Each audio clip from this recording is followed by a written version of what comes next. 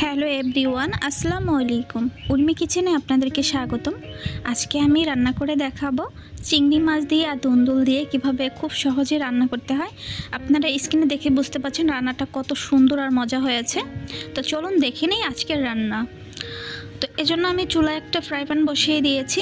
এখন আমি এখানে দিয়ে দিব পরিমাণ মতো তেল, দিচ্ছি পেঁয়াজ কুচি আর 4 থেকে 5টার মতো হচ্ছে কাঁচামরিচ। এটা হচ্ছে দেখার সৌন্দর্যের জন্য আমি এই লাল কালারের মরিচটা দিয়েছি, আপনারা চাইলে একদম সবুজটাও দিতে পারেন। এখন আমি এই পেঁয়াজটাকে এখানে হালকা করে টেলে নিচ্ছি। আর এখানে আমি দিয়ে দিচ্ছি আদা রসুনের পেস্ট। এটা আমি ব্লেন্ডার করে নিয়েছি, তো এতটা পাতলা হয়েছে। তো এখন আমি এই মশলাটাকে এখানে ভালো করে কষিয়ে নেব যতক্ষণ না পর্যন্ত তেলটা ছেড়ে দিচ্ছে ততক্ষণ। এখন আমি এর মধ্যে দিয়ে দিচ্ছি লবণ দিয়ে এই মশলাটাকে খুব ভালো করে টেলে নিচ্ছি।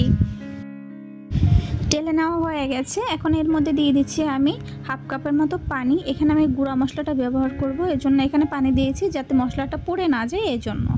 এখন এখানে দিয়ে দিচ্ছি আমি হলুদের গুঁড়া, দিচ্ছি লাল মরিচের গুঁড়া, দিচ্ছি জিরার গুঁড়া।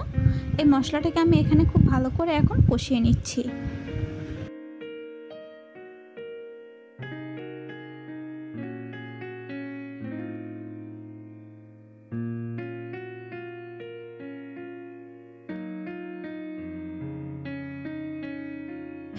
মশলাটা কষানো হয়ে গেছে আর তেলটাও কিন্তু ছেড়ে দিয়েছে। এখন এরই মধ্যে সে চিংড়ি মাছগুলো দিয়ে দিচ্ছি। চিংড়ি মাছগুলো কিন্তু আগে থেকে আমি ভালো করে ধুয়ে পরিষ্কার করে লবণ আর হলুদ মাখিয়ে রেখে দিয়েছিলাম, সেটা আমি দিয়ে দিলাম। এখন এখানে আমি আর কোনো পানি ব্যবহার করব না। এখানে যেরকম আছে ঠিক এই অবস্থাতেই আমি এখানে চিংড়ি মাছটা কষিয়ে নেব। আপনারা চাইলে একটু হালকা ঢাকনা দিয়ে ঢেকে দিতে পারেন, সামান্য একটু জাল দিয়ে বা লো হিটে রেখে আপনারা এটাকে একটা ঢাকনা দিয়ে ঢেকে দিলেই কিন্তু হয়ে যাবে। এখানে পানি দেওয়ার কোনো প্রয়োজন নেই। দেখুন ঢাকনাটা তুলে নিলাম আর চিংড়ি মাছগুলো কিন্তু কষানো হয়ে গেছে। এখন আমি নামিয়ে নিচ্ছি। নামিয়ে নেওয়া হয়ে গেছে। এখন এরই মধ্যে দিয়ে দিচ্ছি সে দুন্দুলগুলো। এই দুন্দুলগুলোকে আমি ছোট ছোট টুকরো করে পিস করে কেটে নিয়েছি, এটা এখন দিয়ে দিলাম। আর এখানে কিন্তু আপনারা কোনোভাবেই কোনো পানি ব্যবহার করতে যাবেন না। দুন্দুল থেকে কিন্তু এমনিতে প্রচুর পরিমাণ পানি বের হয়। আর এখানে আপনারা চাইলে একটা ঢাকনা দিতেও পারেন বা নাও দিতে পারেন, সেটা আপনাদের ইচ্ছে। হালকা একটু ঢাকনা দিয়ে যখন সামান্য একটু পানি ছেড়ে দেবে, আপনারা চোখে দেখবেন যে হালকা একটু পানি ছেড়ে দিচ্ছে, তখনই ঢাকনাটা তুলে নিতে হবে। আর বেশিক্ষণ ঢেকে রাখা যাবে না। দেখুন এখন আমি এই দুন্দুলগুলোকে এখানে আমি কষিয়ে নিচ্ছি।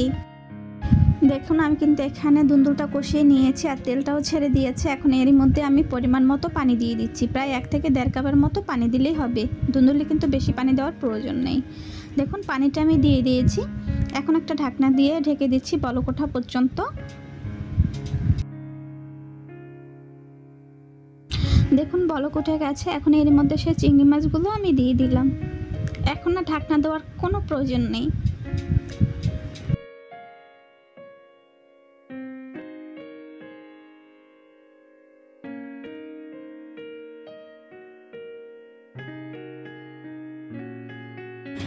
ঠিক নামানোর কিছুটা আগ মুহূর্তে আমি এখানে এখন দিয়ে দিচ্ছি পেঁয়াজ ব্রেস্তা।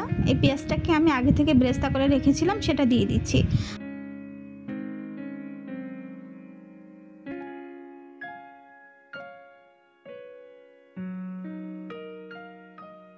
এখন আমি এটাকে জাল করে নামিয়ে নিচ্ছি আর পরিবেশন করে দেখাচ্ছি এটা কতটা সুন্দর আর পারফেক্ট হয়েছে।